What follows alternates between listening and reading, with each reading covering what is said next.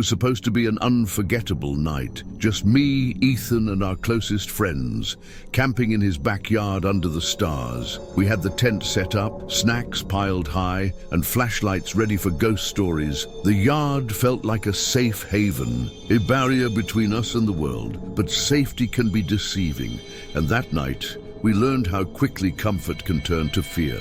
True, scary stories aren't just told around campfires. They're lived, and we were about to live one we'd never forget. The laughter and excitement carried on late into the night. We whispered ghost stories, trying to out-scare each other while the flashlight cast eerie shadows on the tent walls. Outside, the world was silent, save for the occasional rustle of leaves in the breeze. Then it happened, a faint crunching sound like footsteps on gravel, breaking the stillness. We froze, our laughter dying instantly. "Do you hear that?" Ethan asked, his voice trembling. Creepy, true stories often begin with something small, something you almost ignore. But this was impossible to ignore. The sound grew louder, closer, until it stopped right outside the tent. My pulse quickened, every beat echoing in my ears. Then the tent's zipper moved, a slow, deliberate sound that sent shivers racing down my spine. In the dim light of our flashlight, we saw the zipper peeling back,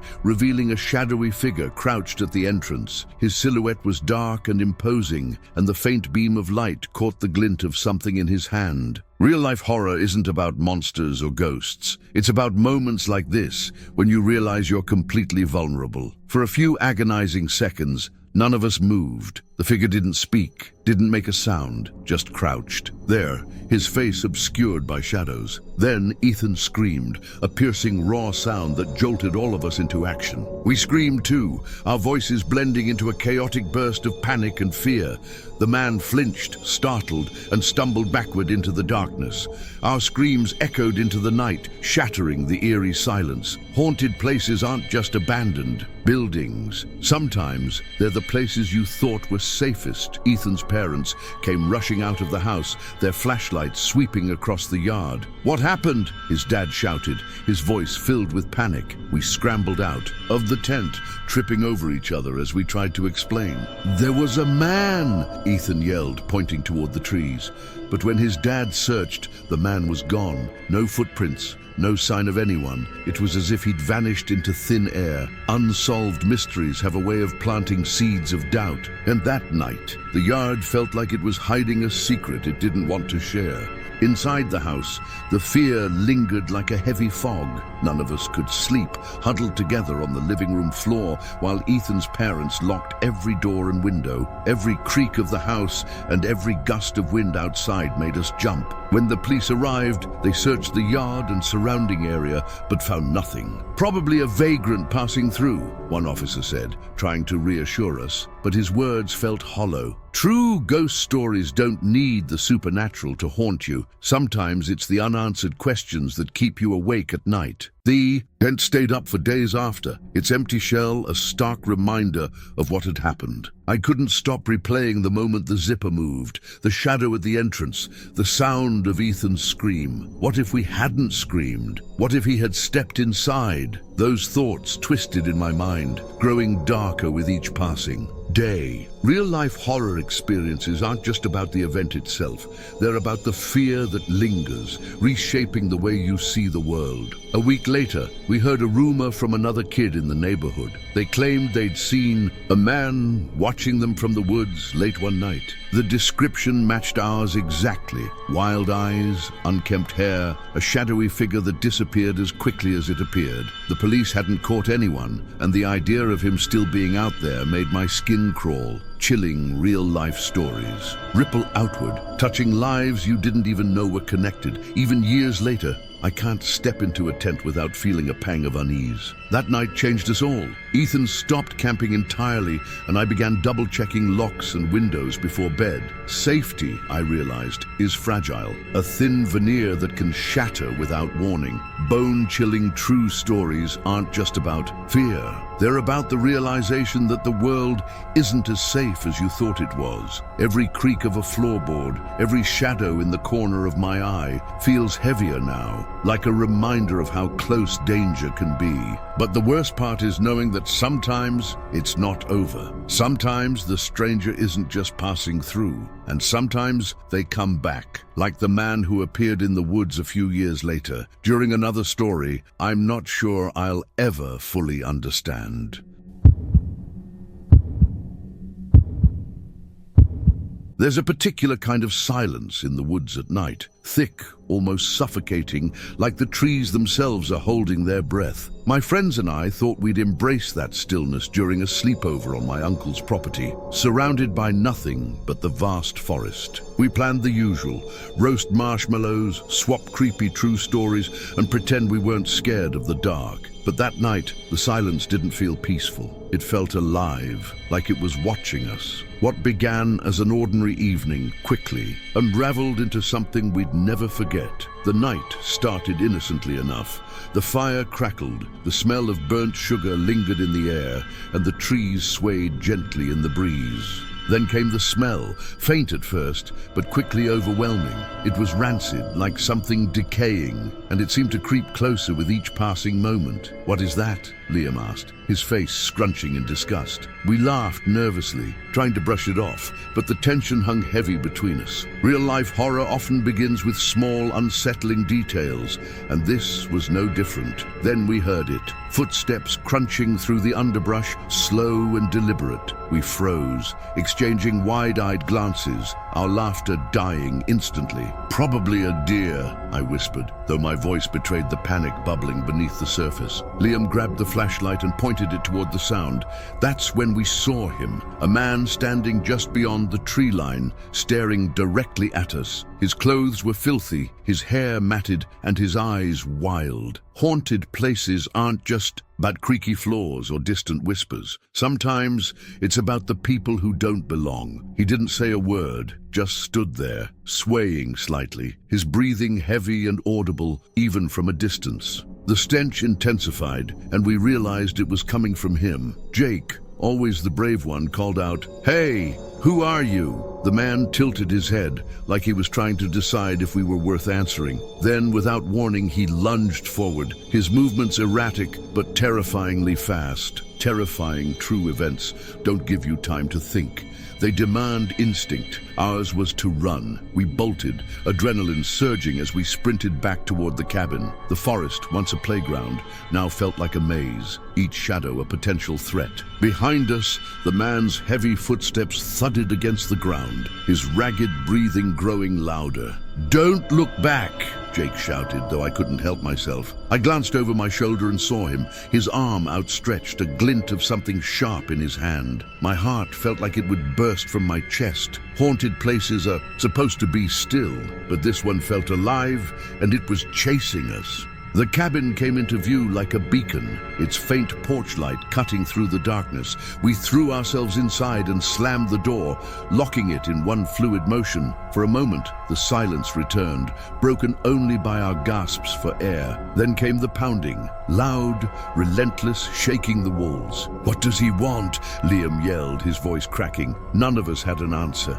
The sound of the man's fists against the door was deafening, a constant reminder that safety was a fragile illusion. We scrambled to find weapons, kitchen knives, a fireplace poker, anything that could give us a fighting chance. The pounding stopped, replaced by an eerie stillness. "Do you think he's gone?" Jake whispered. But the quiet felt wrong, like the calm before a storm. Then we heard it, a window shattering in the back room. The man was inside, real life. Horror isn't just about fear.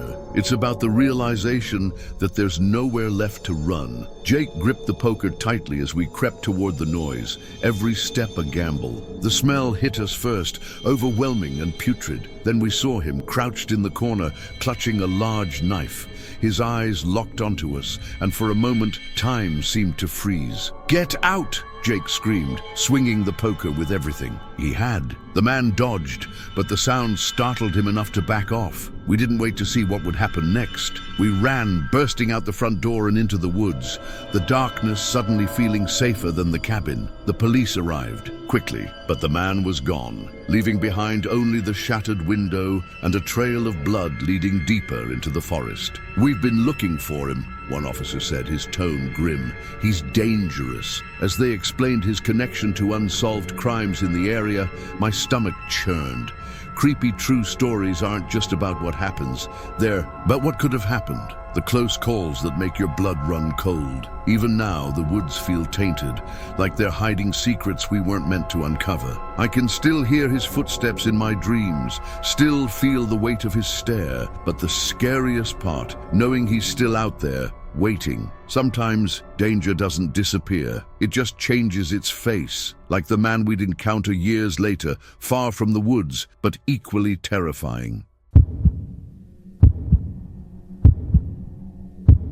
When my brother Sam told me we were invited to a co-worker's beach condo for the weekend, it sounded like the perfect escape. Sun, waves, and a break from the monotony of daily life. What could go wrong? Mike, the co-worker, seemed like the kind of guy who enjoyed hosting, always cheerful and friendly at work. But as the sun set and the ocean breeze turned colder, I started to sense something off. True, scary stories often begin innocently, with no warning of the nightmare about to unfold. The evening started fine. Mike greeted us warmly, his condo spotless and inviting.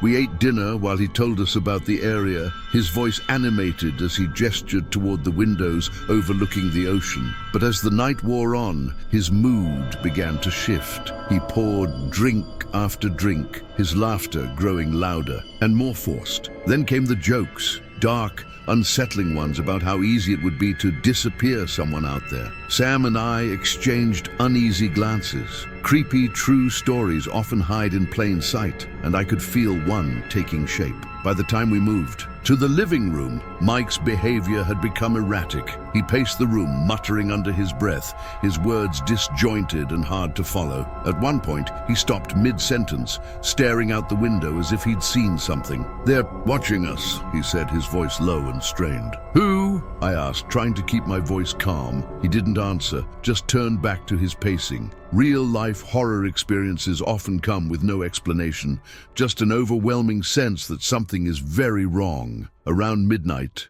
things took a darker turn. Mike disappeared into the kitchen, leaving Sam and me alone in the living room. For a few minutes, we sat in silence, the tension thick enough to cut with a knife. Then we heard it, a faint scraping sound like nails on wood. I turned toward the sound and saw Mike crouched by the front door, his head tilted, ear pressed against it. "What are you doing?" Sam asked, his voice breaking the silence. Mike turned slowly, his eyes wide and unblinking. "They're trying to get in," he whispered. The fear in his voice was real, but so was the paranoia. Sam tried to reason with him, but Mike was beyond listening. "You brought them here," he said, his tone accusatory. "They followed you." He grabbed a nearby chair and dragged it in front of the door, barricading it as his breathing grew heavier. The condo, once a haven, now felt like a prison. Haunted places don't always have ghosts. Sometimes the haunting comes from the people you trust, and in that moment, I realized we weren't safe.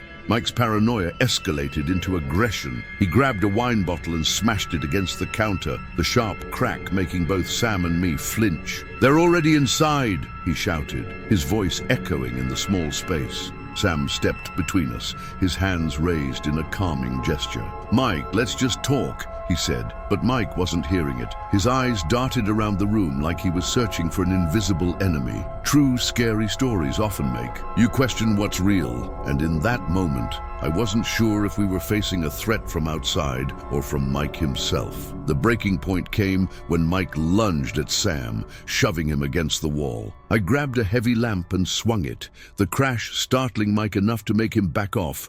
"Run!" Sam shouted, and we bolted for the door. The condo felt like a maze as we sprinted through the halls, our footsteps echoing against the tile. I could hear Mike behind us, shouting something incoherent, his voice blending with the sound of the ocean crashing outside. Terrifying true events like this remind you how quickly trust can shatter. We made it to the lobby and called the police, our breaths coming in ragged gasps. When they arrived, Mike was still inside the condo, pacing and muttering. The officers coaxed him out, their voices calm but firm. "He's not dangerous," one of them said, but the look in Mike's eyes told a different story. Real-life horror isn't always about violence. It's about the unpredictability of people and the danger lurking in their instability. The next morning, we packed our bags and left the beach early, the sound of the waves no longer comforting. Later we learned that Mike had been battling untreated mental health issues, which explained his erratic behavior,